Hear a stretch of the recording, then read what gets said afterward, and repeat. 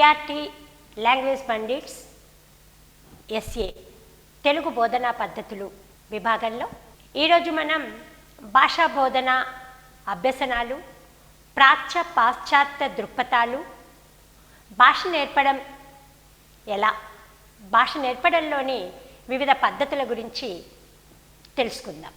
సాధారణంగా ప్రతి వ్యక్తి విద్యాభ్యాసం భాషాభ్యసనతోనే ప్రారంభమవుతుంది. భాష ద్వారానే పిల్లవాడు మాట్లాడగలుగుతున్నాడు. మాటకు ప్రాతిపదిక భాష. భాష ద్వారానే భావ వినియోగం చేయగలుగుతున్నాడు, భావాన్ని వ్యక్తీకరించగలుగుతున్నాడు. ఈ సందర్భంలో పిల్లవాని విద్యాభ్యాసం భాషాభ్యసనతో ప్రారంభమవుతుంది అనుకుంటే ఆలోచనలకు భాషే ఆధారం. వ్యక్తిలోని ఊహలకు రెక్కలొచ్చినట్టుగా మాటల్లో కనిపిస్తాయి. ఊహలకు రెక్కలు రావడం ఏమిటి? మనకు అంటే మనసు పరంగా, జ్ఞానపరంగా మెదడు ఆలోచించే ఆలోచనలకు ఒక రూపకల్పన ఇస్తుంది భాష. అందుకే భాషా అభ్యసనతోనే విద్యాభ్యాసం ప్రారంభమవుతుంది. మానవ జాతి ఈరోజు ఇంత గొప్పగా ఉండడానికి, సృష్టిలో ఎన్నో కోట్ల ప్రాణులు ఉన్నప్పటికీ మనమే గొప్పగా ఉండడానికి మూలం భాషే. మన భాషకు ఒక రూపం ఉంది, ఇది శాస్త్రీయంగా మనం నేర్చుకుంటున్నాం. భావ వ్యక్తీకరణకు వాహకంగా వాడుకుంటున్నాం, భావ వినిమయం చేస్తున్నాం. ఒక వ్యక్తి సమాజంలో ఉండి వస్తు వినిమయం చేస్తున్నాడు, తన అవసరాలను పరస్పరంగా తీర్చుకుంటున్నాడు. వీటన్నింటికీ వాహకంగా పనిచేస్తుంది భాష. ప్రాచీన భారతీయ విద్యలో చూసినప్పుడు గురువు తను స్వయంగా గురుముఖత విద్య జరిగేది. విద్యాభ్యాసం పిల్లవాడు గురువు దగ్గర ఉండి నేర్చుకునేవాడు. తన ప్రతి అవసరాన్ని గురువుతో కలిసి పంచుకునేవాడు. గురువు తన యొక్క ప్రతి విషయాన్ని శిష్యునితో కలిపి పంచుకునేవాడు. ఇట్లా మరి పిల్లవాని విద్యాభ్యాసము భాషాభ్యాసనతోనే ప్రారంభమవుతుందని మనం అనుకుంటే భాషా అభ్యసనకు మూలమేమిటి? అసలు మన పూర్వీకులు మన విశ్వాసాలను, మత సంబంధాలను, సంస్కృతి సంప్రదాయాలను, వేదాంగాలను ఏ విషయమైనా కావచ్చు గురుముఖత శిష్యుడికి నేర్పింది ప్రాచీన భారతం.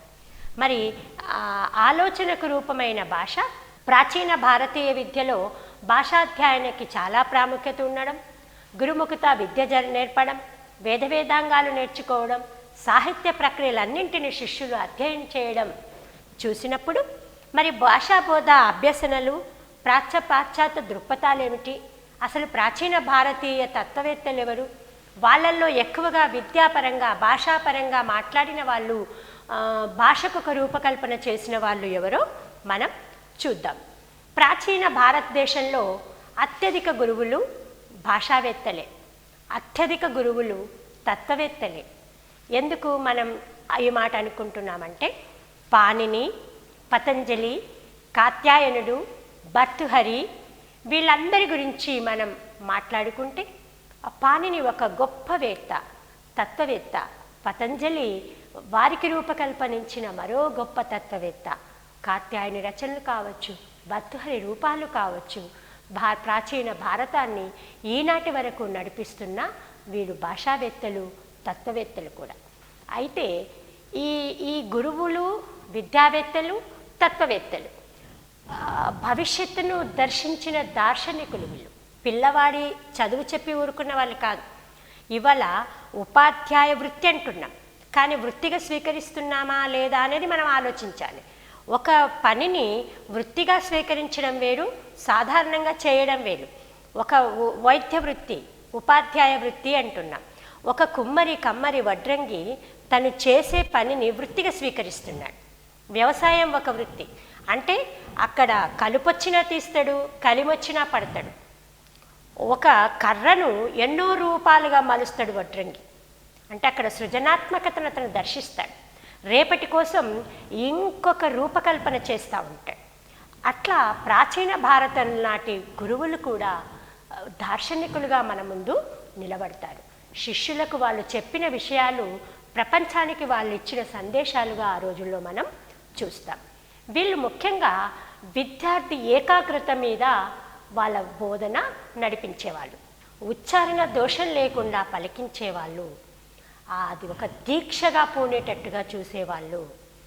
శబ్ద శక్తులపైన అధ్యయనం ఆధారపడుతుందని బాగా నమ్మిన వాళ్ళు. అంటే ఏదైతే మనం నేర్చుకుంటున్నామో దాన్ని గట్టిగా జ్ఞానం వచ్చేంత వరకు, అవగాహన జరిగేంత వరకు ఆ శబ్దాలను ఉచ్చరిస్తూ నేర్చుకోవాలని విద్యార్థి శ్రవణ శక్తిని, ఏకాగ్రతను వాళ్ళు పరీక్షిస్తూ చాలా ముందుకు నడిపించిన వాళ్ళు ఆ విద్యావేత్తలు. భారతీయ తాత్విక దృక్పథాలను చదివేటప్పుడు మనం కొంతమంది గురించి తప్పకుండా తెలుసుకోవాల్సిన అవసరం ఉంది. వారిలో ప్రముఖులు, ముఖ్యులు పాణిని. పాణిని పేరు వినని వాళ్ళు ఎవరు ఉండరు. సంస్కృత భాషను ఎంతో లోతుగా అధ్యయనం చేసిన వ్యక్తి పాణిని. వీరు రచించిన సంస్కృత వ్యాకరణ గ్రంథం అష్టాధ్యాయి. ఈ అష్టాధ్యాయి అనేది ప్రపంచంలోనే తొలి వ్యాకరణ గ్రంథం.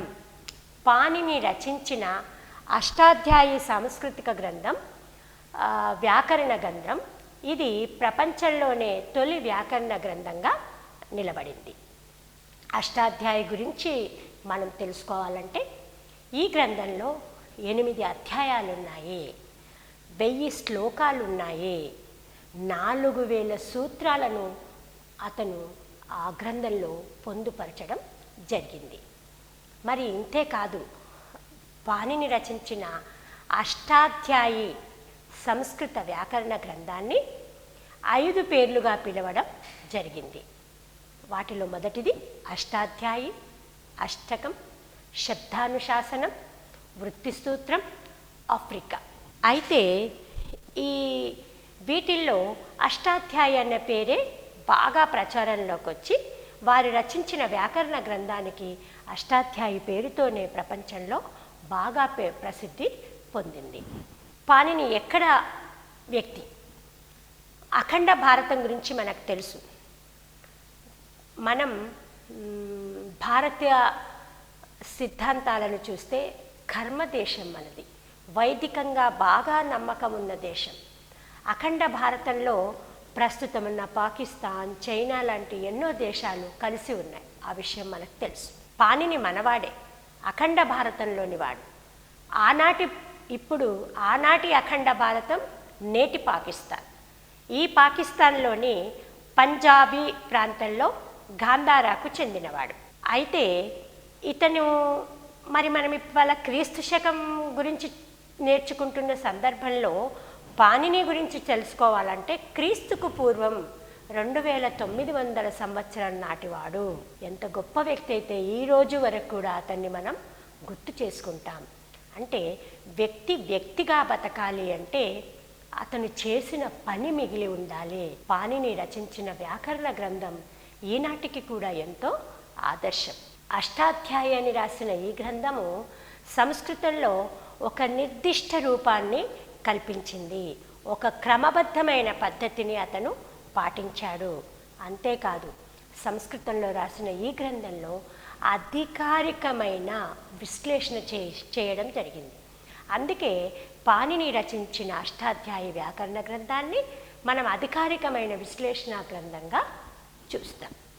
అంతేకాదు, ఈ గ్రంథము భాషాశాస్త్ర అంశాల నిర్మాణానికి ఉపయోగపడే ఎన్నో సూత్రాలను, నియమాలను, విధి విధానాలను మనకు అందించింది. భాషాశాస్త్ర అంశాల నిర్మాణానికి అవసరమైన ఉపయోగపడే భాషా నిర్మాణానికి ఉపయోగపడే విధి విధానాలను ఈ గ్రంథం మనకు అందించింది. అంతేకాదు, వేదం అంటే ఎంత పుణ్యం పుచ్చుకొని భారతదేశం వేదభూమిగా నిలబడ్డది. ఇది వేదభూమి, కర్మభూమి అని చెప్తున్నాం. ఈ వేదాలను వ్యాఖ్యానించడం ఎవరి వల్ల అవుతుంది అనుకుంటే, వేదాలను వ్యాఖ్యానించడానికి కావలసిన విధి విధానాలను ప్రపంచానికి విశ్వ వ్యాకరణ నియమాల రూపంలో అందించిన వాడు పాణిని. వాటిని మీమాంసలు అంటాం. ఆ మీమాంసకు భిన్నంగా ఇతను ఆలోచించాడు. వేదాలను వ్యాఖ్యానించడానికి ఉపయోగించే విధాలను వేదాంగాలను ఒకటైన మీమాంసకు ఇతను భిన్నంగా ఆలోచించి సమాజానికి కావలసిన ఎన్నో గొప్ప విషయాలను అందించడం జరిగింది. పాణిని వ్యాకరణ గ్రంథమే కాదు, చాలా విషయాలలో దార్శనికునిగా మిగిలాడు. వ్యాకరణ శాస్త్ర ప్రవృత్తిని సమాజానికి అందించాడు, వివరించాడు. బోధన సౌలభ్యతకు ఈ శాస్త్ర ప్రవృత్తి కావలసిన విషయాలను చెప్పడం వల్ల ఇది బోధన సౌలభ్యానికి బాగా ఉపయోగపడుతుంది. శబ్ద ఉచ్చారణ నేర్పడం కోసం కొన్ని సూత్రాలతో ఒక శిక్షణా గ్రంథాన్ని కూడా రాశాడు. పాణిని అష్టాధ్యాయిలో మహేశ్వర సూత్రాలతో ధ్వని ఎలా పుడుతుంది, ధ్వనుల పుట్టుక, ఉచ్చారణ ఎలా ఉండాలి, ఈ విధానాలను సూత్రబద్ధం చేస్తూ చెప్పడం జరిగింది. మనం మొదటే అనుకున్నాం, మన భారతీయ గురువులు వీళ్ళు దార్శనికులు, కేవలం మార్గదర్శకులు కారు.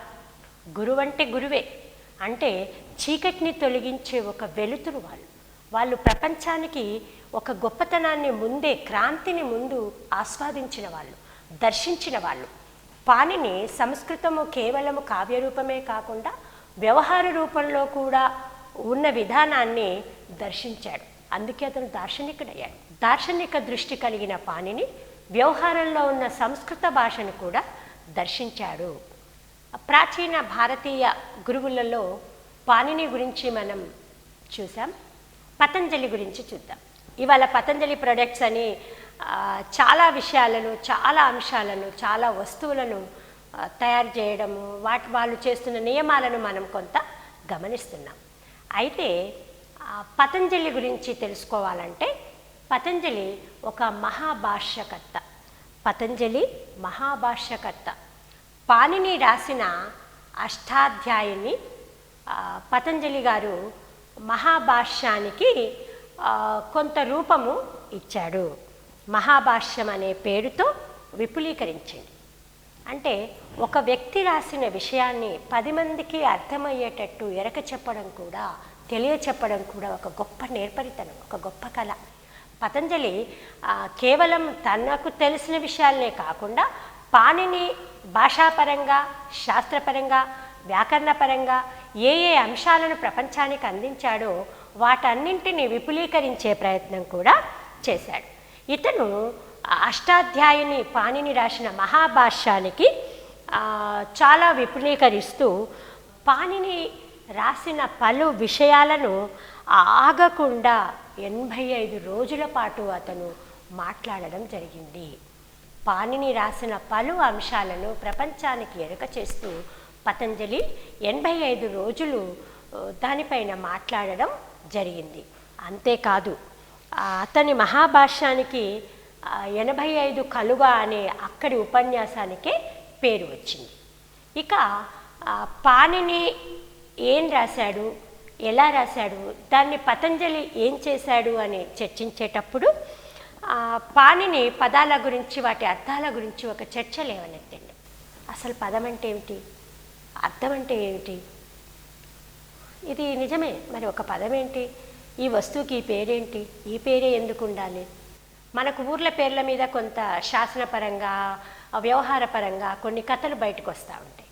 అదే రకంగా పాణిని కూడా ఒక పదం అంటే అది ఒక అంశమా, లేక ఒక ఆకృతికి ఒక రూపమా, ఈ పదం అనేది ఆ అంశానికి లేదా ఆ వస్తువుకి సంబంధించిన, ఆకృతికి సంబంధించిన రూపమా, ఇదేమిటి అని ఎన్నో రకాలుగా చర్చ అనేది నడిపించడం జరిగింది.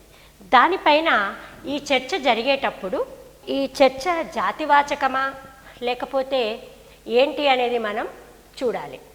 పాణిని పదం యొక్క అర్థాన్ని ఇది ఏంటి అసలు అనే విషయంలో ఒక చర్చ కొనసాగించినప్పుడు ఈ చర్చ జాతివాచకమైనప్పుడు బహువచన రూపాన్ని ఒక వచన భావంలో వాడవచ్చా అనే పాణిని సూత్రాన్ని ఒక సంబంధంగా మనం చూడవచ్చు. శబ్దార్థాలకు మధ్య గల సంబంధాన్ని గురించి కూడా పతంజలి చర్చించారు. శబ్ద ప్రమాణ, శబ్దాల అర్థము శబ్దాంతరీకమై ఉంటుంది అని, అది వెలుబల నుంచి వచ్చింది కాదు, అది శబ్దం లోపల నుంచే ఆ పదం ఉద్భవించింది అని పాణిని గారి యొక్క ఉద్దేశం. పతంజలి ఉద్దేశంలో స్ఫోట ఒక స్థిరమైన రూపం, అంటే వ్యక్తి యొక్క వైయక్తిక వ్యవహార్తలు, భాషణ గుణం ఈ రెండింటి మధ్యలో ప్రభావం కాకుండా వ్యక్తి స్వభావము స్వంతంగా భాషణ భేదాలతో ప్రభావితం కాకుండా స్థిరంగా ఉంటుంది అని వీరి ఉద్దేశం. దీనిని బట్టే కా, పా అనే అక్షరాల వంటి వర్ణాలు అమూర్తాలైనప్పటికీ ఉచ్చారణలోని వైవిధ్యం వల్ల భిన్నమైనవిగా మనం గుర్తుపడుతున్నామన్న విషయాలను వీళ్ళు తెలియజెప్పడం జరిగింది. ఈ ఆధునిక వర్గ భావనలకు పతంజలి గారు పాణిని చేసిన విషయాలను ఎరక చెప్పడం వల్ల ఈ భావన చాలా దగ్గరగా ఉందన్న విషయాన్ని ప్రతి ఒక్కరూ గమనించిన అవసరం, అవకాశం కూడా ఏర్పడింది. పతంజలి తర్వాత మనం గుర్తుంచుకోవలసిన వ్యక్తి కాత్యాయనుడు. కాత్యాయనుడు కూడా పాణిని మాదిరిగానే ఒక ప్రసిద్ధి చెందిన వ్యాకరణకారుడు. ఇతను క్రీస్తు పూర్వము 2వ శతాబ్దానికి చెందిన వ్యక్తి. పాణిని అష్టాధ్యాయికి పతంజలి చక్కగా ఒక ఉపన్యసించి వాటిని ఒక కలువ రూపంలో రాసినప్పుడు కాత్యాయనుడు అష్టాధ్యాయికి సంక్షిప్త వ్యాఖ్యలను రాశాడు. వార్తికలు అంటారు వాటిని. ఆ వార్తికలను రాసినవాడు కాత్యాయనుడు. కాత్యాయనుని వార్తికాలను పతంజలి మహాభాష్యంతో పాటు సంస్కృత వ్యాకరణంలో అభ్యసనంలో ఒక భాగంగా మనం అధ్యయనం చేయవలసి ఉంటుంది. అయితే ఛాత్రోపాధ్యాయులు పరీక్షలకు హాజరయ్యే సందర్భంలో భాషాశాస్త్రం కావచ్చు, భాష పైన పనిచేసిన వ్యక్తులు కావచ్చు, మనకున్న సిలబస్లో ఉన్న విషయాలను మనం చర్చించుకుంటున్నప్పటికీ ఎప్పటికప్పుడు మనం కొంత అప్డేట్ కావాల్సిన అవసరము మనకు కంపల్సరీగా ఉంటుందన్న విషయం కూడా మనము గమనించాలి. తత్వవేత్తలలో ప్లాటో తత్వవేత్త గురించి మనకు తెలుసు. ఇతను కూడా ప్లాటో లాగానే కాత్యాయను కూడా ఏం చేశాడు అంటే శబ్దార్థ సంబంధము మానవ ఆలోచన ఫలితం కాదు అని, పదం ద్వారా నిర్దేశితమైన ఏ అశాశ్వతమైనదైనా దాని అర్థం మాత్రం శాశ్వతంగా ఉంటుంది అని చెప్పాడు. కాత్యాయన దృష్టిలో ఒక పదం ఎప్పుడు శాశ్వతమే, వస్తువు అశాశ్వతం. మనము చక్కెర అంటాం. చక్కెర అనే ఒక వస్తువులో చక్కెర అనే పదం శాశ్వతం. చక్కెర నీళ్ళల్లో కరిగిపోవచ్చు, చక్కెర తింటే మాయమైపోవచ్చు, అయిపోవచ్చు. బంగారం అనే ఒక వస్తువు బంగార ఆభరణము రూపంలోకి ఎన్నో మారుతుంది. కానీ ఇక్కడ వస్తువు మాత్రం, పేరు మాత్రం శాశ్వతం. ఒక పదం యొక్క అర్థం శాశ్వతం, ఆ పదము శాశ్వతం. అశాశ్వతమైన వస్తువులకు ఇచ్చిన పదము లేదా అర్థం మాత్రం శాశ్వతంగా ఉంటుంది అని కాత్యాయని యొక్క భావన. వీటి ఉదాహరణగా మనం బంగారు ఆభరణాలను చూడవచ్చు. గోవు పదానికి గోతత్వము అని ఎన్నో రకాలుగా మనం చెప్తున్నాం. గోవులు అంటే చెప్పాం కదా, పశుపక్షాదులు, మానవులు, ఎంతమంది పుట్టిన జీవులు మాయం కావచ్చు, కానీ ఆ పదాలు మాత్రం శాశ్వతత్వం. పదాలకు శాశ్వతత్వం ఉంది. అందుకే ఒక పదము వినియోగం ప్రాతిపదికననే ఆ పదతత్వము నిలబడి ఉంటుంది. పదాన్ని ఉపయోగించడం, మనము భాషల గురించి మాట్లాడుకున్నప్పుడు మృత భాషలు, జీవ భాషలు అని చెప్పాం. భాష ఏదైతే మాట్లాడుతామో ఆ భాష ఒకరి నుండి ఇంకొకరికి పాకుతూ ఉంటుంది, ఒకరి నుండి ఇంకొకరికి వ్యవహారంలోకి వెళ్తూ ఉంటుంది. ఒక నీరు సెలయేరులో పారుతూ ఉన్నట్టుగా ఆ నది అప్పుడు జీవంగా ఉన్నట్టు, ఒక కాలువ పారుతూ ఉంటే ఆ కాలువ జీవంగా ఉన్నట్టే ఆ భాష కూడా మనుషుల మౌఖికంగా కానీ లేపి రూపంలో కానీ బతికి ఉంటే, అంటే అందరి మధ్యలో వ్యవహారం జరుగుతూ ఉంటే జీవించి ఉన్నట్టుగా భావించినట్టే కాత్యాయన దృష్టిలో పదం అనేది శాశ్వతం. వస్తువు అశాశ్వతం కావచ్చు, కానీ పదం మాత్రం శాశ్వతమని, ఆ పదం యొక్క తాత్విక భావన వల్లనే, పదతత్వం వల్లనే ఇంకా పదాలు వెలువడుతున్నాయని, భాషాశాస్త్రము రూపుదిద్దుకుంటుంది అని అతను చెప్పడం జరిగింది. భారతీయ తత్వవేత్తలలో విద్యావేత్తలు, గురువులు అత్యధికమని తెలుసుకుంటూ వాళ్ళల్లో పాణిని, పతంజలి, కాత్యాయని గురించి చదువుకున్నాం. మరి పాశ్చాత్యుల తాత్విక దృష్టి ఏమిటి? మనము భాషాశాస్త్రం గురించి చదువుకున్న, భాషా బోధనా పద్ధతుల గురించి చదువుకున్న, విద్యావేత్తల గురించి చదువుకున్న, కేవలం భారతీయ విద్యావేత్తలు లేదా మన తెలుగు రాష్ట్రాల విద్యావేత్తల గురించి చదవము. ప్రపంచవ్యాప్తంగా ఒక అంశం పైన డీటెయిల్గా చర్చించిన ఒక తత్వవేత్త గురించి మనం మాట్లాడుకుంటాం. ఒక అంశం పైన మాట్లాడిన ఒక విద్యావేత్త గురించి మనం మాట్లాడుకుంటాం. అట్లాగే మరి విద్యపరంగా, భాషాభ్యాసన పరంగా పాశ్చాత్యుల తాత్విక దృక్పథం ఏమిటో చూద్దాం. పాశ్చాత్యుల తాత్విక దృక్పథాలు తెలుసుకునే ముందు పాశ్చాత్యుల్లో బాగా పేరొందిన విద్యావేత్తగా మనం జాన్ డ్యూయీని చూస్తాం. జాన్ డ్యూయీ అనే వ్యక్తి అమెరికాలో సాగిన అభ్యుదయ విద్యా విధానానికి ఊపిరిపోసిన వ్యక్తి.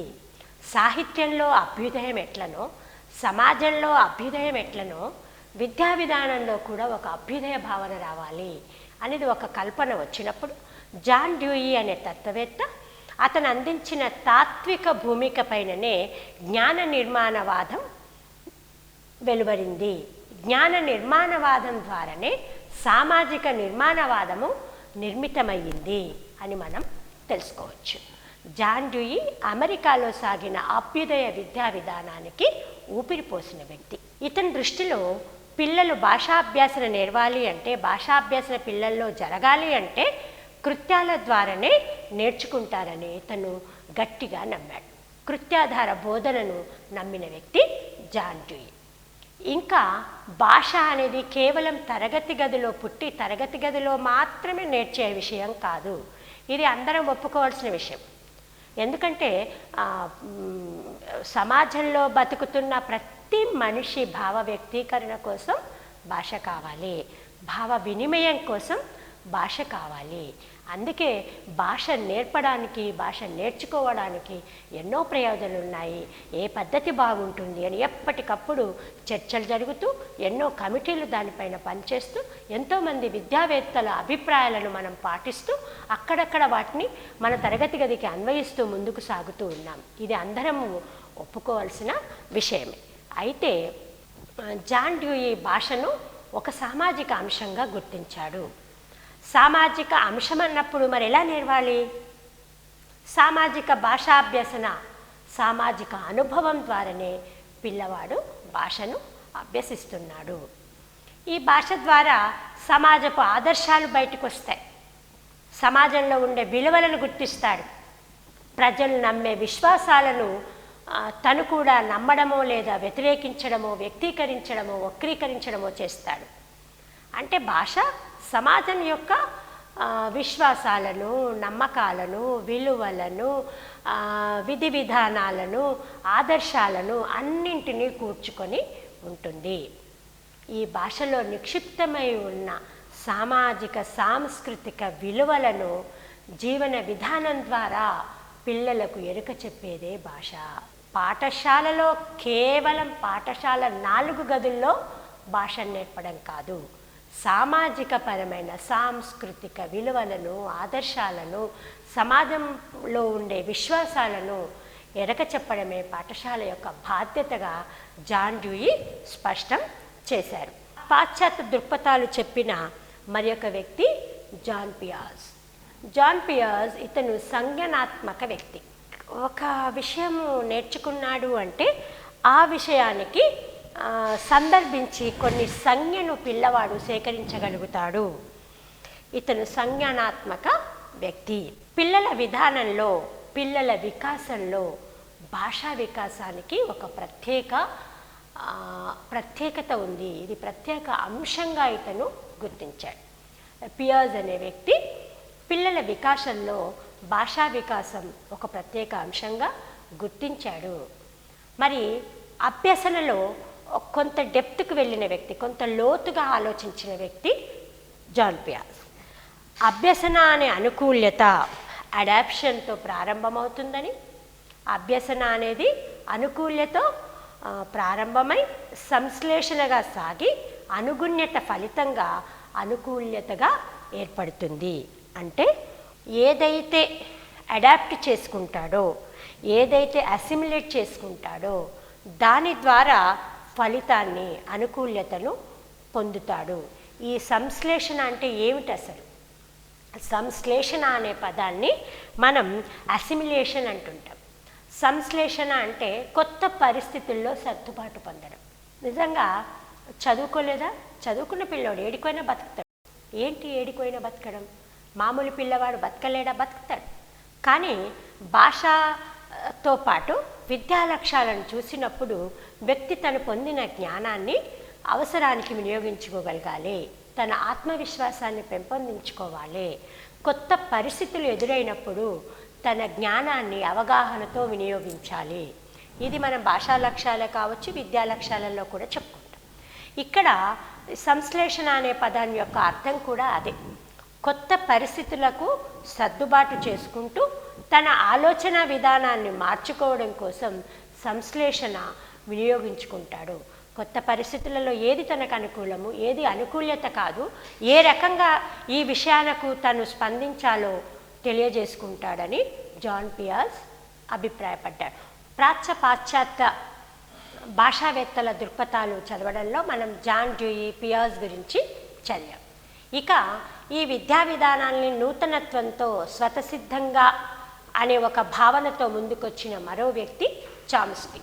సాధారణంగా పిల్లలు అనుకరణ ద్వారా నేర్చుకుంటారు అనేది ఒక వాదన. నిజమే, చాలా విషయాలు పిల్లలు అనుకరణతో నేర్చుకుంటారు. కానీ కేవలము అనుకరణ ద్వారానే భాషాభ్యాసన జరగదు. ఈ పిల్లల అనుకరణ ద్వారా భాషను నేర్చుకుంటారు అనేది ప్రవర్తనవాదుల యొక్క వాదన. కానీ చామ్స్కీ ఈ సందర్భంలో ఏమంటాడంటే, స్వతసిద్ధంగా పిల్లవాడు నేర్చుకుంటాడు, కేవలం అనుకరణ కాదు. తనలోని సహజాతాలను, తనలోని క్రియాత్మకతను, జన్మతః తనలో అంతర్లీనమై ఉన్న భావాలను, అంతర్లీనమై ఉన్న శక్తులను, సామర్థ్యాలను, నైపుణ్యాలను వెలికి తెచ్చి భాషా సంబంధ శక్తిని కూడా వీళ్ళలో ఉంటుంది. కాబట్టి కేవలము అనుకరణ ద్వారా కాకుండా స్వతసిద్ధంగా పిల్లవాడు భాషను నేర్చుకుంటాడు అని నమ్మిన వ్యక్తి చామ్స్కీ. చామ్స్కీ భాషావాదన భాషా విధానంలో, విద్యా విధానంలో ఎన్నో కొత్త పుంతాలను, కొత్త మార్పులను ఆజ్యం పోసింది అని మనం చెప్పుకుంటాం. అయితే ఇతని పద్ధతిలో ఏంటి అంటే, చామ్స్కీ పిల్లలు జన్మత అంతర్లీనంగా వాళ్ళలో శక్తి ఉంది, అది భాషా సంబంధమైన శక్తి కూడా ఉంది. ఈ శక్తిని వాళ్ళు భాషా అభ్యసనకు మనం ప్రోద్బలం చేయడం వల్ల దాన్ని వెలికి తెచ్చుకొని ఇంకా ఇంకా ఇంకా ఇంకా నేర్చుకుంటాడు అనే వాదనని అతను ప్రపంచానికి వినిపించాడు. అయితే ఇక్కడ ఇంకొక శాస్త్రీయమైన అంటే జన్యుపరమైన విషయాన్ని కూడా ఇతను చెప్పాడు. చామ్స్కీ ప్రకారము ప్రతి పిల్లవాడులో భాషా అభ్యసన వ్యవస్థ ఒకటి మెదడులో నిక్షిప్తమై ఉంటుంది. ప్రతి పిల్లవాడిలో భాషాభ్యాసన వ్యవస్థ మెదడులో నిక్షిప్తమై ఉంటుంది. అందువలనే ఇది జన్యుపరంగా కూడా కొంత పిల్లవాళ్లను శక్తివంతులను చేస్తుంది అని నమ్మిన వ్యక్తి చామ్స్కీ. ఈ చామ్స్కీ విషయం వల్ల చాలా విషయాలు విద్యా విధానంలో కొత్త కొత్త పోకడలు కూడా మళ్ళీ ఆలోచించాల్సిన అవసరం ఏర్పడింది. పాశ్చాత్యవాదులలో మరొక వ్యక్తి జెరూమ్ బ్రూనర్. ఈ జెరూమ్ బ్రూనర్ అనే వ్యక్తి చామ్స్కీ ప్రతిపాదించిన స్వతసిద్ధవాదాన్ని, స్వతహాగా పిల్లవాడు నేర్చుకుంటాడు, అంతర్లీన శక్తులు అతనికి ఉంటాయి అనే కొన్ని విషయాలను ఇతను కొంత తిరస్కరిస్తూ భాషా వికాసానికి కేవలం అంతర్లీన శక్తులు కాదు, పరస్పర ప్రతిచర్య సిద్ధాంతాన్ని తను నమ్మాడు. మనం ఉపగమాల గురించి చదువుకున్నప్పుడు పిల్లవాడు భాష అభ్యసన చేసే బోధనా అభ్యసన పద్ధతుల గురించి నేర్చుకున్నప్పుడు పరస్పర ప్రతిచర్య సిద్ధాంతాన్ని మనం చూసాం. ఈ పరస్పర ప్రతిచర్య సిద్ధాంతంలో అంటే ఒక వ్యక్తి చేస్తున్న పనికి మనం ప్రతిస్పందిస్తూ ఉంటాం, పరస్పరం ఒకరికొకరు సహకరించుకుంటూ ముందుకు సాగుతూ ఉంటాం. అది కుటుంబం కావచ్చు, పీర్ గ్రూప్ కావచ్చు, లేదా సమాజం కావచ్చు. అందుకే జెరూమ్ బ్రూనర్ ఏమంటాడు అంటే, చామ్స్కీ ప్రతిపాదించిన కేవలం స్వతసిద్ధవాదం అనేది కాదు, భాష అనేది పిల్లవాడు పరస్పర ప్రతిచర్య మూలకంగా నేర్చుకుంటున్నాడు అని. ఇంటి వాతావరణంలో పిల్లల భాషను వాళ్ళ భావ ప్రకటనలపైన ఈయన ఎక్కువగా కాన్సన్ట్రేషన్ చేశాడు. ఒక చిన్న పిల్లవాడు ఏమేం మాట్లాడుతున్నాడు, ఎలా మాట్లాడుతున్నాడు, ఆ మాట్లాడేటప్పుడు అతను చేస్తున్న మార్పులేమిటి, అతను పాటిస్తున్న విధానాలేమిటి, ఇలాంటివన్నింటినీ కూడా అధ్యయనం చేయడము జరిగింది. అంతేకాదు తల్లిదండ్రులతో, కుటుంబ సభ్యులతో మాట్లాడే క్రమంలో పిల్లలు భాషలోని నిర్మాణ రీతులను ఉన్నది ఉన్నట్టుగా పాటించకపోయినప్పటికీ ఈ విధానం పాటించాలి అనేది వాళ్ళు ముందుగా గుర్తిస్తున్నారు. అంటే తన చుట్టూ ఉన్న వ్యక్తుల మధ్య చర్య ప్రతిచర్య, పరస్పర ప్రతిచర్య పద్ధతిలో భాషాభ్యసన జరుగుతుంది అని జెరూమ్ బ్రూనర్ తన వాదనగా వినిపించాడు. ఇక నెక్స్ట్ తర్వాత వ్యక్తి వైగోట్స్కీ. ఇతని అభిప్రాయంలో పిల్లల సంజ్ఞానాత్మకమైన వికాసం పైననే భాష, సంస్కృతి ప్రభావము ఉంటుంది. కొన్ని అవలీలగా మెదడులో ముద్రణలుగా మిగిలిపోతాయి, సంజ్ఞల రూపంలో మిగిలిపోతాయి. వాటికి జ్ఞానంగా క్యాలిక్యులేట్ చేసుకొని వాటికి రూపకల్పన చేస్తూ పిల్లవాడు స్పందిస్తూ ఉంటాడు. అందుకే ఇతను ఏమంటాడంటే భాష అభ్యసనం ఇవి ప్రత్యేకంగా జరగవు. ఎక్కడైతే భాష పుడుతుందో ఆ పుట్టుకతోనే, ఆ మాటతోనే అభ్యసన జరుగుతుంది తప్ప ప్రత్యేకంగా జరగదు. ఈ సంజ్ఞానాత్మకమైన వికాసం పైనే భాషా సాంస్కృతిక నిర్మాణం ఉంటుందని, ఆలోచనలు పద రూపంలో వ్యక్తమవుతాయని నమ్మిన వ్యక్తి గోటస్కీ. తల్లిదండ్రులతో, ఇతర కుటుంబ సభ్యులతో మాట్లాడే క్రమంలో పిల్లవాడు వివిధ నిర్మాణ రీతులను గుర్తిస్తారని తను చాలా గొప్పగా నమ్మాడు. అయితే చామ్స్కీ సిద్ధాంతాలు మనం చూసాం. ఈ చామ్స్కీ సిద్ధాంతాలు చూసేటప్పుడు అతన్ని బలపరిచే ఎన్నో విషయాలను మనం గమనించాం. ఏంటి అంటే పిల్లలు ఏం సైగ చేసినా తల్లికి అర్థమవుతుంది. అది పిల్లకు తల్లికి మధ్య ఉన్న సంబంధం. అభివ్యక్తీకరణ ప్రదర్శించడంలో తన సొంత శక్తులను అతను వెలికి తీస్తున్నాడు అని అతను చెప్పాడు. ఇట్లా అటు జాన్ డ్యూయి, చామ్స్కీ, వైగోట్స్కీ వీళ్ళందరూ కూడా పాశ్చాత్య దృక్పథాలను, భాష నేర్పడంలో వాళ్లకు ఉన్న వివిధ అభిప్రాయాలను చెప్పడం జరిగింది. పాశ్చాత్య తత్వవేత్తల దృక్పథాలు తరగతి గదికి ఎలా అన్వయించుకోవచ్చు? వైగోట్స్కీ ప్రకారం ఏమిటి, బ్రూనర్ ప్రకారం ఏమిటి? పరస్పరం ప్రతిచర్య జరగడం వల్లనే భాషాభ్యాసన జరుగుతుంది అని, పరస్పర సహకారం ఉంటే భాషా సంపద బాగా పెరుగుతుందని వాళ్ళ ఉద్దేశం. ఇది మనం తరగతి గదిలో కూడా కొంత చూస్తాం. పిల్లవాడిని ఇతర పిల్లవాడితో మాట్లాడనిచ్చినప్పుడు అది టెక్స్ట్ బుక్ సంబంధించింది కాకపోవచ్చు, కానీ ఊరిలో జరిగిన ఒక సంఘటన కావచ్చు, ఇంట్లో జరిగిన ఒక పోట్లాట కావచ్చు, లేదా ఒక ఊరికి వెళ్ళి ఒక విజ్ఞాన యాత్రలో వాళ్ళు చూసింది కావచ్చు, ఒక అమ్మాయి కళ్ళు తిరిగి కింద పడిన విషయం కావచ్చు.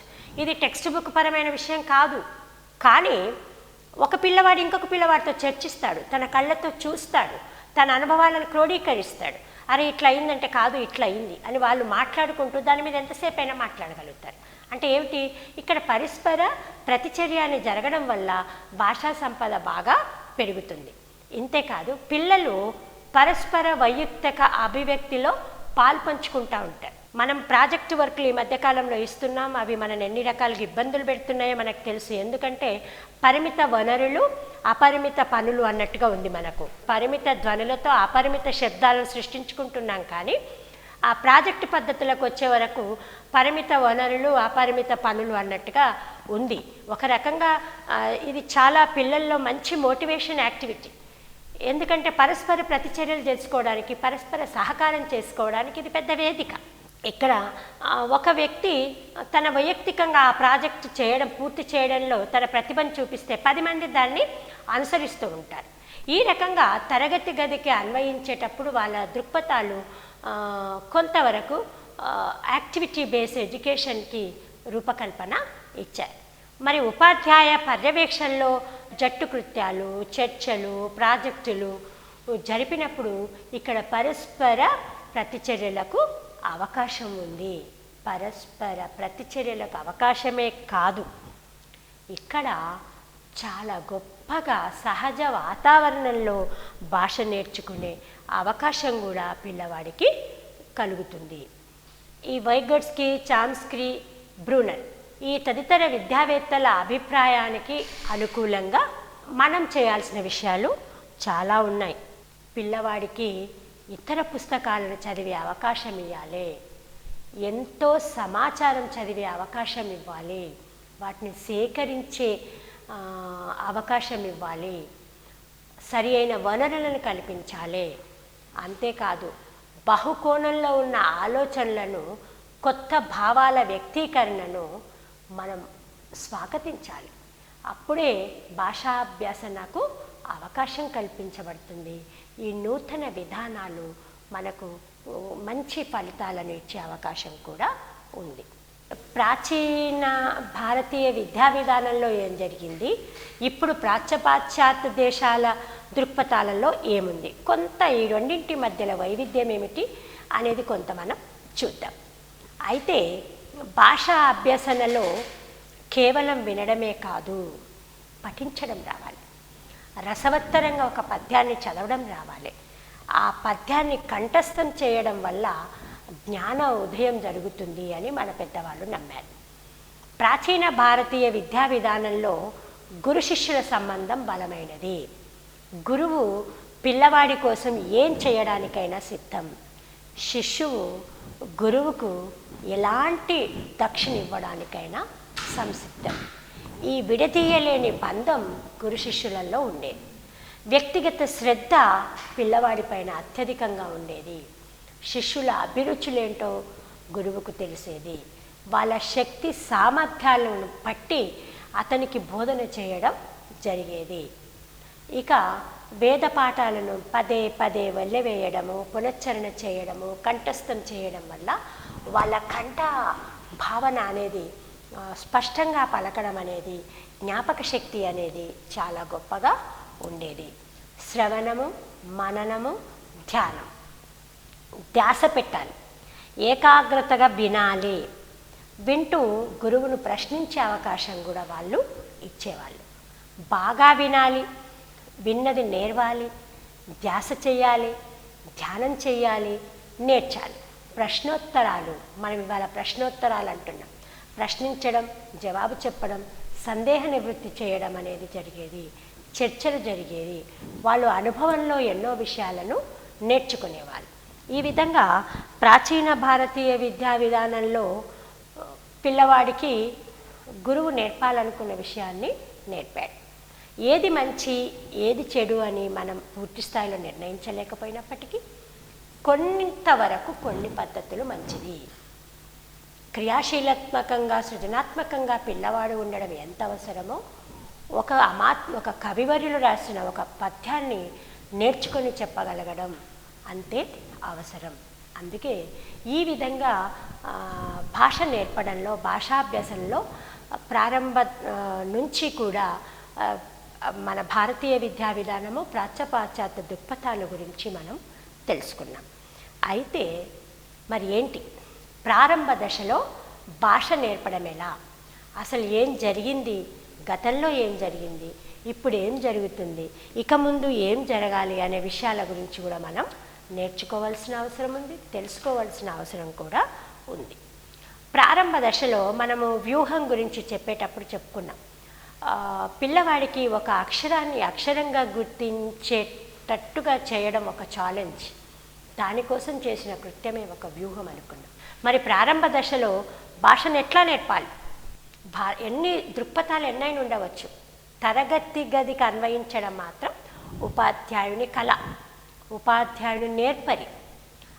వాళ్ళ యొక్క నేర్పరితనంతోనే ఒక కుమ్మరి ఒక కుండ చేసేటప్పుడు దానిపైన ఎంత చక్కగా పొదుగుతుంటాడు. ఒక శిల్పకారుడు ఆ రాయిని శిల్పంగా మారుస్తాడు, చెక్కను చెక్కి చూస్తుంటాడు. అంటే అది చెక్కేటప్పుడు తన నేర్పరితనం కనిపిస్తుంది. ఇది సూత్రాల మీద బేస్ అయ్యింది కాదు, వాళ్ళ యొక్క సృజనాత్మకత మీద, వాళ్ళ యొక్క మోటివేషన్ పైన, వాళ్ళ యొక్క క్రియాత్మకత మీద ఆధారపడి ఉంది. అందుకే భాష నేర్పడంలో ఉపాధ్యాయులు కూడా వాళ్ళ యొక్క సహజాతాలను వెనక్కి తెచ్చి పిల్లల్లో ఉన్న సహజాతాలను బయటికి తీయాలి. అప్పుడు అనుకున్న పని నెరవేరుతుంది. నేర్చుకోవడం అనేది ఒక సహజ ప్రక్రియ. బలవంతంగా నేర్పితే ఏది రాదు. చూసి నేర్పాలి, అనుభవంతో నేర్వాలి, కొంతనే ప్రాక్టీస్. పిల్లలు పరిసరాలను గమనిస్తూ పరిశీలిస్తూ ప్రతిస్పందిస్తూ నేర్చుకుంటారు. నేర్చుకోవడంలోనే వాళ్ళ భాషను కూడా ఇముడ్చుకుంటారు. చదవడం, రాయడం నేర్చుకోవడంలో, భాషాభ్యాసనంలో ముఖ్యమైనవిగా చెప్పుకుంటాం. విన్న విషయాన్ని చక్కగా అదే రీతిలో పలకడం, ఆ పలికిన విషయాన్ని చక్కగా రాయడం, చదవడం, రాయడం, వినడం, ఈ ఈ LSRWల మధ్యలో జరిగేదే భాషాభ్యసన, భాషా నైపుణ్యాలు, భాషా సామర్థ్యాలు ఈ చక్రం చుట్టే తిరుగుతూ ఉంటాయి. అటువంటప్పుడు మొదటి తరం అభ్యాసకుల నుంచి రెండవ తరంలోకి వెళ్ళాలి అంటే ప్రపంచాన్ని వాళ్ళు దర్శించగలగాలి. అభ్యసన చేసేటప్పుడు దార్శనికులుగా వాళ్ళు మారగలగాలి. ఆ అవకాశాన్ని ఉపాధ్యాయుల విద్యార్థులకు ఇవ్వాలి. చెప్పడానికి పద్ధతులు ఎన్నో ఉన్నాయి, కానీ పిల్లలు భాష నేర్వడానికి అనువైన, అనుసరించదగిన పద్ధతులు ఏమిటి? వాటిల్లో మొదటిది అక్షర పద్ధతి, రెండవది పద పద్ధతి, మూడవది పూర్ణ పద్ధతి. ఈ 3 పద్ధతుల ద్వారా పిల్లలకు భాష నేర్పే అవకాశం ఉంది. వర్ణమాలలో మనం 56 అక్షరాలను ఏ రకంగా వర్గీకరించవచ్చు? మనం అంటే పెదవుల ద్వారా, దవడ ద్వారా, కంఠం ద్వారా, నాలిక ద్వారా, ముక్కు ద్వారా ఇట్లా పలికే అక్షరాన్ని బట్టి వర్ణమాలను వర్గీకరించినట్టుగా మనం చూసాం. అట్లాగే వర్ణమాల యొక్క స్థితిని బట్టి, ప్రాతిపదికని బట్టి వాటిని అచ్చులు, హల్లులుగా చూసాం. అయితే ఏది ఏమైనా మనందరికీ గుర్తుంది, మనం చిన్నతనంలో పుస్తకాల్లో ఆ కానించి ఉండేది, ఆతోనే మొదలయ్యేది, అమ్మతోనే మొదలయ్యేది. అట్లాంటిది అక్కడ మనము అక్షరాన్ని అక్షరంగా కాకుండా వర్ణమాలగా చదివాం. పలక మీద ఇట్లా రాస్తూ ఉపాధ్యాయుడు, గురువు ఏం పెట్టిస్తే, టీచర్ ఏం పెట్టిస్తే అది రాయాలి, దిద్దాలి, మళ్ళీ తుడపాలి, మళ్ళీ రాయాలి, మళ్ళీ తుడపాలి, మళ్ళీ రాయాలి. ఇట్లా వర్ణమాల అంతా నేర్చుకున్న తర్వాత గమనిస్తే ఏదైనా ఒక్క అక్షరాన్ని రాయమంటే పిల్లవాడు గుర్తించే స్థితిలో ఉండకపోవడం జరిగింది. ఇది చాలా సందర్భాలలో సమస్యగా మారింది. ఒకప్పుడు ఆ పలకమంటే ఆ నుంచి రౌతి వరకు చదివేస్తాడు, కానీ మధ్యలో కా రాయమంటేనో రాయమంటేనో దిక్కులుడు. కొంతమంది పిల్లలకి ఈ సమస్య బయటకు వచ్చింది. ఈ సందర్భాన్ని పురస్కరించుకొని అక్షర పద్ధతిలో నవీన అక్షర పద్ధతి కూడా మనం చూసాం. మీకు ఎపెప్, డిపెప్ పుస్తకాలను మీరు గమనిస్తే 91, 92లో ప్రయోగాత్మకంగా బయటకు వచ్చిన ఎపెప్ పుస్తకాలు న్యూ ఎడ్యుకేషన్ పద్ధతిలో, న్యూ యాక్టివిటీ బేస్ ఎడ్యుకేషన్ పద్ధతిలో మన ఉపాధ్యాయ మిత్రులు ఎందరో కష్టపడి ప్రయోగాత్మకంగా పుస్తకాలను బయటకు తెచ్చారు. అంటే ఒక అక్షరాన్ని నేర్పేటప్పుడు మనం ఇట్లా మిస్ అయిపోతున్నాడే పిల్లవాడు, సరే అక్షరాన్ని ఒక యూనిట్గా చేసి నేర్పిద్దాం అనే పద్ధతిలో ఆ అక్షరాన్ని బేస్ చేసుకొని ఒక చిన్న గేయం ఇవ్వడం, పొడుపునివ్వడం, లేదా ఒక చిన్న కథనివ్వడం, ఒక సన్నివేశాన్ని ఇవ్వడం. పిల్లవాడు ఆ బొమ్మ చూడగానే ఆ అక్షరంతో మొదలయ్యే పదాలను చాలాసార్లు పలుకుతూ ఉంటాడు.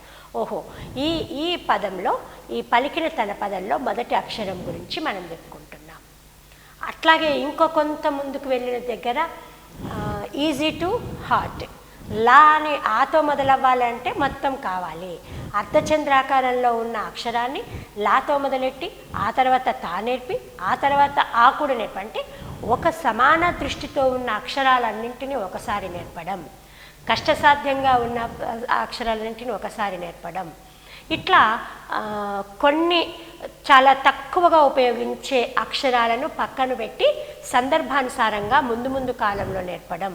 ఇట్లా అక్షర పద్ధతి నుంచి నవీన అక్షర పద్ధతికి కొన్ని ప్రయోగాలు జరిగి కొన్ని సంవత్సరాలు ఇప్పుడు కూడా కొంతవరకు ఈ పద్ధతి, నవీన అక్షర పద్ధతి కొంతవరకు పాటిస్తూ ఉన్నాం. వీటిల్లో రెండవ పద్ధతి పద పద్ధతి. మీరు నూతన అక్షరాస్యుల కోసం వయోజన విద్యా విధానంలో చూసినప్పుడు SRC గ్రూపు చేసేవి కానీ, ఓపెన్ స్కూల్ లెవెల్ ఈ 3rd, 5th, 8th వీళ్ళకి రాసే పుస్తకాలను చూసినప్పుడు కానీ అక్కడ మనం పద పద్ధతిని చూస్తాం. అంటే వాళ్ళు అక్షరం నేర్వాల్సిన పని తర్వాత ముందు పదంలో అక్షరాన్ని చూసుకుంటారు. వాళ్ళు పదం ద్వారానే అక్షరాన్ని నేర్చుకుంటారు. ఈ పద పద్ధతి ద్వారా మున్ముందు వాళ్ళు నేర్చుకున్న విషయాలు ఎన్నో కూడా గుర్తుండిపోయే అవకాశం జరిగింది. ఈ పద పద్ధతినే మనం అక్షరాల తర్వాత అక్షరాలను అక్షరంగా గుర్తించడానికి కూడా కొన్ని పదాలను ముందు పెట్టి వాటి ద్వారా అక్షరాన్ని గుర్తింపజేయడం కూడా జరుగుతుంది. ఈ విధంగా పద పద్ధతి అనేది న్యూ లిటరేట్స్ కానీ, వయోజనులకు కానీ, తర్వాత చదువుకు దూరమైన పిల్లోళ్ళకు కానీ ఆ పద పద్ధతిలో వాళ్ళకి తెలిసిన పదాల నుంచి ఒక పదము చెప్తాము మనము. లతతల, లతతల, లత ఆ అక్షరంతోనే లతల అంటే నేర్చుకున్న 2 అక్షరాలతోనే ఎన్ని పదాలైనా కూర్చే అవకాశం ఉంటుంది. అదేవిధంగా ఒక పెద్ద పదం చెప్పి అందులో నుండి కొన్ని పదాలను తీసి ఎన్నో పదాలుగా మనము తీసి రాసే పద్ధతి కూడా ఉంది. ఈ రకంగా కృత్యాధార పద్ధతిలో పద పద్ధతిని అక్షరం నేర్పడం కోసం, పదం నేర్చుకోవడం కోసం, తర్వాత వాక్య నిర్మాణం కోసం కూడా చూస్ చేసుకోవడం అనేది జరిగింది. ఆ తర్వాత వచ్చిందే పూర్ణ పద్ధతి.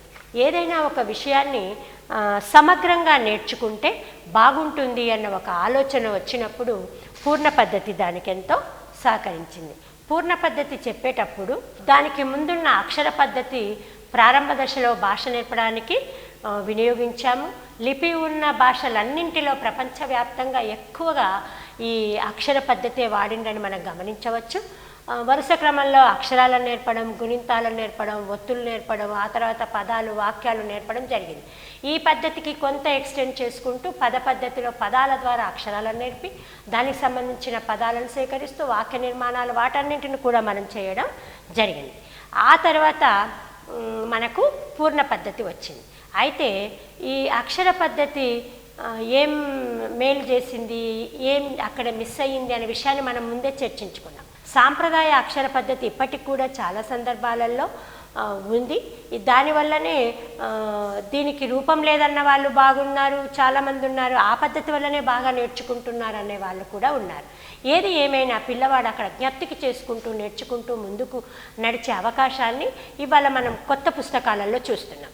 అక్షరాన్ని అక్షరంగానే నేర్చుతున్నప్పటికీ ఆ అక్షరానికి సంబంధించిన ఎన్నో పదాలను వాడు చూసి మాట్లాడడము, దానిపైన కొన్ని పదాలను సేకరించడం, ఇట్లా సాంప్రదాయక పద్ధతి నుంచి నవీన పద్ధతిలోకి కూడా మారడం అనేది జరిగింది. కాబట్టి అక్షర పద్ధతిలోని కొన్ని లోపాలను సవరించుకుంటూ నవీన అక్షర పద్ధతి ముందుకొచ్చింది, పద పద్ధతి ముందుకొచ్చింది. ఇక వీటిల్లో చాలా చివరి మనం అనుకునే 3వ పద్ధతి పూర్ణ పద్ధతి. అంటే ఏది విడదీసి కాకుండా సమగ్రంగా నేర్పాలనే ఒక ఆలోచనతో ముందుకు సాగుతూ పూర్ణ పద్ధతిలో భాషా బోధన అనేది జరిగింది. అయితే పూర్ణ పద్ధతి భాషను మొత్తంగా నేర్చుకుంటూ ఉంటాడు కాబట్టి ఈ పఠన కృత్యాలను కూడా విద్యార్థి చేత చేయించవచ్చు. పూర్ణ పద్ధతి చేసేటప్పుడు విద్యా ప్రణాళికలోని ఇతర విషయాలతో భాషా విషయాలను కూడా సమగ్రంగా వచ్చేలా చూడవచ్చు. పూర్ణ పద్ధతిలో విషయాన్ని విడదీసి కాకుండా కలిపి నేర్చుకుంటున్నాడు కాబట్టి ఇవాళ మనము తెలుగు భాషా పుస్తకాలను చూసినప్పుడు కేవలం తెలుగు భాషతో అవి పూర్తి కావటం లేదు. ఒక ఎన్విరాన్మెంటల్ టాపిక్ ఒకటి ఉంటుంది, ఒక స్థానిక మహిళ గురించి కావచ్చు, స్థానికంగా పేరొందిన ఒక వ్యక్తి గురించి కావచ్చు, స్థానిక పండుగల గురించి. అంటే ఒక రచన చేసేటప్పుడు ఎన్నో విషయాలను సమగ్రంగా స్వీకరిస్తూ రచన వాచకాలు ముందుకు సాగుతూ ఉన్నాయి. అట్లాగే పూర్ణ పద్ధతిలో కూడా సామాజిక సందర్భాల ఆధారంగా ఒక విషయానికి ఇంకొక విషయానికి సంబంధం ఉన్నప్పుడు ఆ 2 విషయాలను సమన్వయం చేస్తూ ముందుకు సాగడం జరుగుతుంది. ఈ విధంగా భాషా బోధనలో, భాషా అభ్యసనలో మనము అక్షర పద్ధతిని, పద పద్ధతిని, పూర్ణ పద్ధతిని చూసాం. ఇంకా ఇవే కాకుండా భాషాభ్యాసంలో ఆధునిక ధోరణులు కొన్ని ఉన్నాయి. ఇవి మానసిక సంబంధమైన, శాస్త్ర సంబంధంగా నడిచిన విషయాలు ఉన్నాయి. వాటి గురించి మనం మున్ముందు చర్చించుకుందాం. ఈరోజు మనం భాషా బోధన అభ్యసన అంశంలో పాశ్చాత్య, ప్రాచ్య దేశాల దృక్పథాలతో పాటు భారతీయ తత్వవేత్తల యొక్క దృక్పథాలను చూసాం. అదేవిధంగా ప్రారంభ దశలో విద్య ఎలా నేర్చుకోవాలి, పిల్లలకు ఎట్లా నేర్పితే బాగుంటుందనే విషయాల గురించి చర్చించుకుందాం. ఈ విషయాలతో పాటు మీకు అనువైన ఇంకొన్ని విషయాలను కూడా జత చేసుకొని ముందుకు సాగాలని కోరుకుంటూ ఈ అవకాశానికి ధన్యవాదాలు.